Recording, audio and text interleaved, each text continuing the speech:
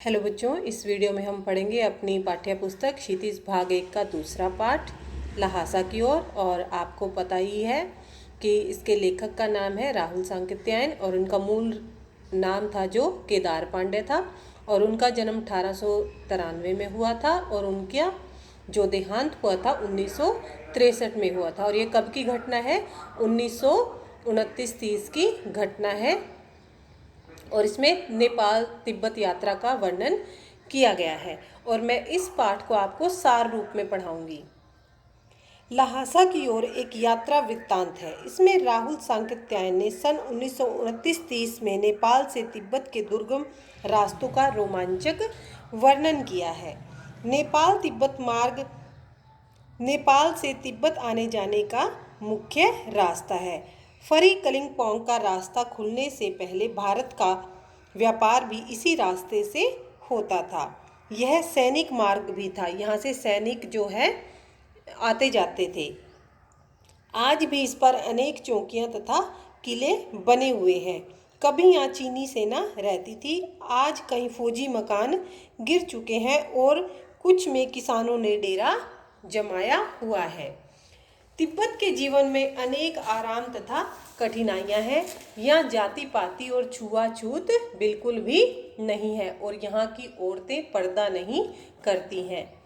निम्न श्रेणी के भिखमंगों को छोड़कर अन्य कोई अपरिचित व्यक्ति भी घर के भीतर आ जा सकता है। यानी कि जिसको हम जानते भी नहीं है, अपरिचित व्यक्ति होता है जिसको जानते नहीं है, उसको भी हम घर पे बुला सकते हैं, उसको घर में बिठा सकते हैं। उनके कहने पर घर की सास या बहू उनके लिए चाय बना लाती है।